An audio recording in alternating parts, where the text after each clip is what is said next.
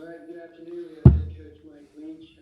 Again, as we've been doing, if you have a question, so put your name in the chat and I'll call on you. Other than that, we'd ask you to keep your mics muted and you can unmute yourself when it comes time for you to ask the question. We'll start with Ben Portnoy. Hey, Mike, just real quick housekeeping. Any update on what Kylan's status is, and do you kind of expect him to be able to play this weekend? No update. No update. He's still unavailable. Joel? I know that you said that it would be kind of a battle, I guess, at quarterback leading into the Alabama game. Just to this point, what's kind of your thoughts on where KJ and Will stand headed into this week? I think they're neck and neck, and we'll continue to split the reps this week for the first couple practices.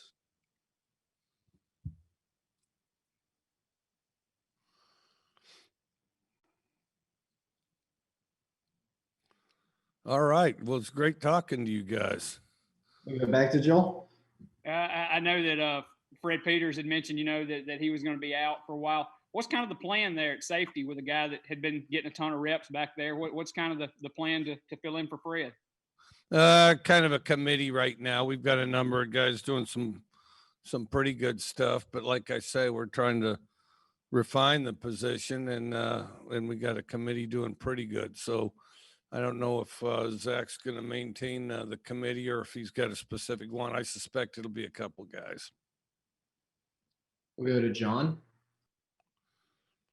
Mike, based on the tape from Alabama, obviously, you've been coaching for a while. Where does this Crimson Tide team kind of rank compared to every other team you've coached in terms of quality? Do you think this is one of the best teams that you've ever played against? Yeah, I think so. They're fast, and occasionally I've played against some really fast teams that weren't as big as others. But these guys they're big, they're fast, and the thing is most of their players we're already familiar with in the recruiting process. They're the guys that hovered around the top of the lists. So Go to Robbie. Hey, Coach, what's been the focus the last couple of weeks, especially last week, for your guys to have that bye week and an opportunity to get the team together and maybe not game plan per se for Alabama, but what was the focus, I guess, for you as a coach and for the coaches the last week, and what's the focus this week beyond just the Alabama game plan? Well, we're young enough. It was fundamentals. It was fundamentals and then more fundamentals. And we had some good hard practices. We did some good on good, which I thought was beneficial to us. I thought it was very competitive. So I did see progress. I did appreciate the effort our guys gave. But I think, we're still a work in progress. We've got to just keep taking steps and improving. Gary?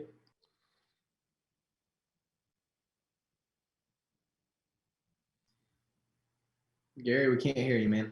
Okay. Oh, there we go. Hey, Coach, how patient are you with your quarterbacks and letting them kind of learn your system, especially now? I mean, you're a few games in and you've had to change. And now have you had a chance to look at their different talents and how they work in your offense? I'm not sure what the question is, but long story short, I think the more exposure they have, the better. Both guys have performed well in practice, and I don't really like splitting reps with quarterbacks. I like to settle on one. I would prefer that approach, but we've been awfully up and down, and so we need to figure out who gives us the best spark. So it's definitely competitive at the position this week. Go back to John. Mike, how do you kind of contain a guy like Mac Jones, and what have you really seen from him on the tape that impresses you? Everything I've seen on the tape impresses me. I think that you just have to play. You have to play real sound. Just play real sound. That's the biggest thing. Is you got to worry about yourself and just play sound and have all the all the gaps and spaces filled. Go back to Ben. Mike, I think we asked about this last week, but does Jalen Maiden factor into this competition at all, or do you still feel like KJ and Will are still ahead of him, or where does he kind of fit into the pecking order? Well, right now it's a battle between KJ and Will. Yeah. Robbie? We've talked about the quarterbacks a lot, but what's your thoughts on how the wide receivers have handled the first few games and the first couple of months in your system? How have they kind of transferred over from the spread offense to just the general air raid, and also the guys that have been mixing it in? How have you felt like your depth has come across the last few weeks? I think we're improving. I think we've been inconsistent. I think there's been flashes that were really good. The biggest thing I think is that we're battling is the inconsistency. We've got to be consistent. It's a lot like I said in the first press conference. We're explosive but inconsistent. We're getting more consistent, but that's the biggest thing. I mean, great teams are always consistent, and we've got to be that. We've got to be a very consistent team, and in particular, we've got to play better when we're away from the ball. In other words, whether you're getting the route or not, stretch the field. If you're called upon to block, get a great block. I mean, we do the big things pretty good. We got to do the little things consistently. John?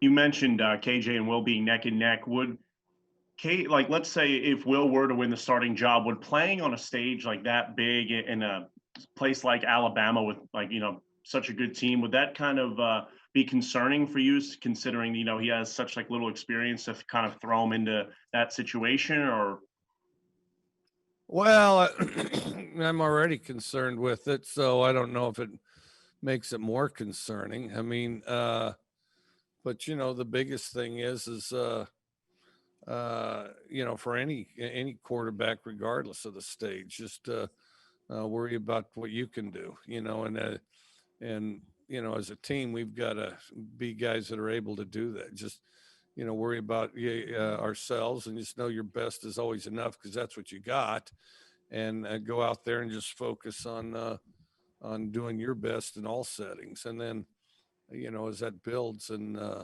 over time and everybody together, well, then you get better and better as a group. So Go back to Joel. You mentioned earlier that you guys have done some good on good over the bye week, and the last couple of weeks, the offensive line, of course, has kind of been a concern.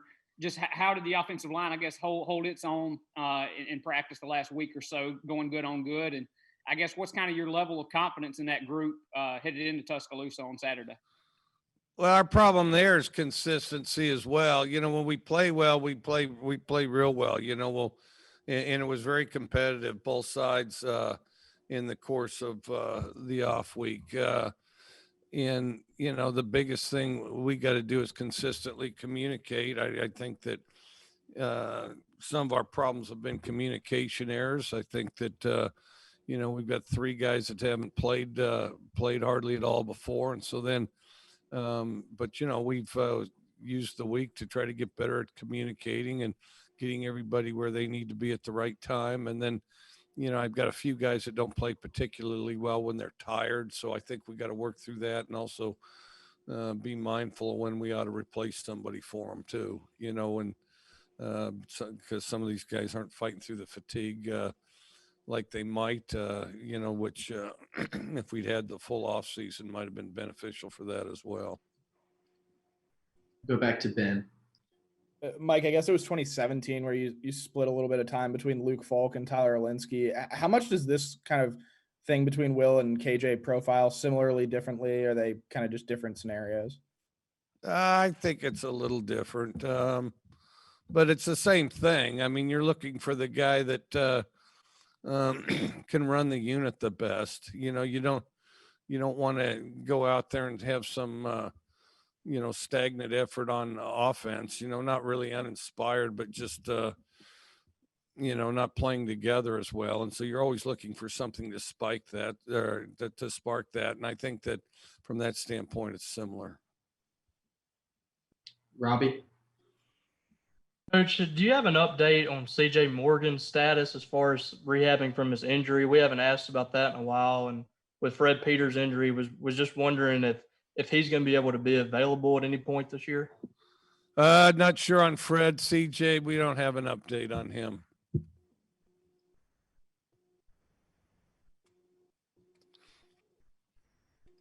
Anything else, guys? We'll go to Tyler. Yeah, Mike, I know we've talked a lot about the splitting reps thing, and I know you said earlier that you don't like it at quarterback, obviously. Is there a timetable throughout the rest of this season where you would hope that, I mean, obviously now being the fifth game of the year, you'd hope you'd have a solidified starter, but is this something that you could see going throughout the next 5 games as it kind of has the last 3? I hope not, but it could. It could. You try to get that thing settled in, and over the years, at least from my experience, we've been able to do it most of the time. But right now, we got 2 guys that are fairly comparable, and I think that they've got to battle it out, and we'll see.